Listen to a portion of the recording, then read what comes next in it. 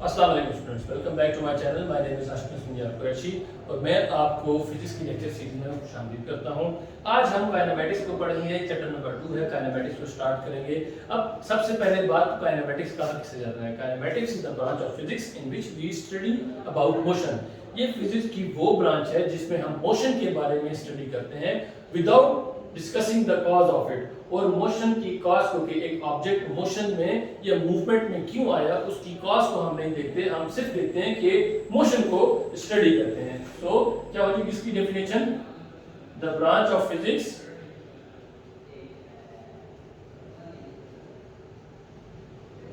in which we study motion without discussing its cause।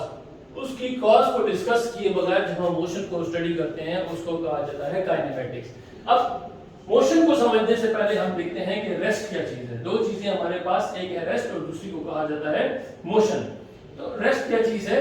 Rest में आपको verbally define कर देता हूं, फिर आप उसको वीडियो में आप दोबारा सुन सकते हो कि रेस्ट उस हालत को कहा जाता है जब बॉडी अपनी जगह पर रहे और अपनी पोजीशन चेंज ना करे। तो इसकी डेफिनेशन इस तरीके से हो जाएगी, when a body does not change its position with respect to some observer is called rest.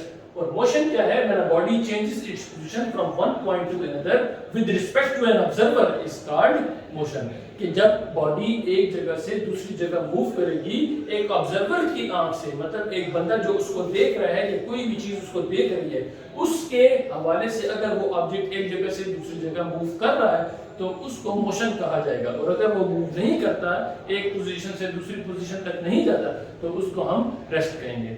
अब ये तो होगी बात रेस्ट और मोशन की। अब मोशन मजीद आगे डिफाइन हो जाता है। एक को कहा जाता है ट्रांसलेटरी मोशन, एक को कहा जाएगा ट्रांसलेटरी मोशन। इसके साथ साथ है हमारे पास वाइब्रेटरी मोशन, वाइब्रेटरी मोशन, और the last one is circular या रोटेशनल मोशन, रोटेशनल मोशन। ये तीन हमारे पास टाइप्स हैं। एक है ट्रांसलेटरी मोशन, वाइब्रेटरी मोशन और रोटेशनल मोशन। ट्रांसलेटरी मोशन वो है जो ऑब्जेक्ट एक स्ट्रेट लाइन में मूव करेगा, उसको ट्रांसलेटरी मोशन कहा जाता है। ये सिंपल अल्फाज में कहा जाए कि जिस तरीके से एक लाइन में तो नहीं, लेकिन अगर एक डायरेक्शन में मूव कर रहा है उसको ट्रांसलेटरी मोशन कहा जाता है। अब ट्रांसलेटरी मोशन मजीद आगे दो टाइप में डिवाइड है। एक को कहा जाता है रेक्टिलिनियर मोशन, रेक्टिलिनियर मोशन, और दूसरा को कहा जाता है कर्वीलिनियर मोशन। अब रेक्टिलिनियर मोशन कौन सा होगा? वो जो बिल्कुल इस तरीके से स्ट्रेट लाइन में मूव करेगा, इसको कहा जाएगा रेक्टिलिनियर मोशन। और कर्वीलिनियर मोशन होगा जो कि इस तरीके से the motion in a curved path is called curvilinear motion. मैं दोबारा इसको डिफाइन करता हूं। The motion in a straight line is called rectilinear motion and the motion in a curved path is called curvilinear motion. अक्सर में जो translatory motion होता है that is the mixing of that is a mixture of rectilinear motion and curvilinear motion. इन दोनों की combination से जो मोशन हमारे पास आती है वो होता है हमारे पास कर्वीलिनियर मोशन। अब वाइब्रेटरी मोशन कौन सा मोशन है? To and fro motion of an object about its mean position.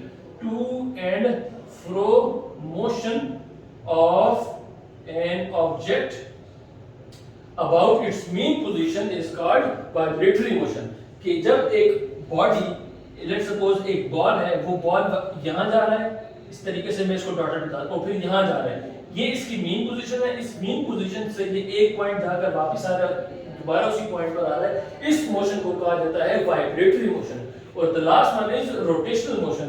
Rotational motion, the motion around a fixed circular path is called rotational motion. कौन सा? The motion around a fixed circular path. एक fixed circular path के इर्द गिर्द जो भी motion होगा उसको कहा जाएगा रोटेशनल मोशन। और वो मोशन जो अपनी एक ही पोजीशन, एक मीन पोजीशन के अराउंड जो मोशन होगा उसको कहा जाएगा vibratory. To and fro motion कहा जाता है। And the translatory motion is the combination of rectilinear and curvilinear motion. Rectilinear motion वो होगा जो कि स्ट्रेट लाइन में होता है, and curvilinear motion is the motion in the curve path is called curvilinear motion. इंशाल्लाह नेक्स्ट लेक्चर में मैं आपको बताऊंगा कि ग्राफिकली किस तरीके से वेक्टर्स को, इससे पहले हम जाएंगे स्केलर्स और वेक्टर्स पे, और उसके साथ में आपको बताऊंगा कि ग्राफिकली किस तरीके से वेक्टर्स को रिप्रेजेंट किया जाता है। तब तक के लिए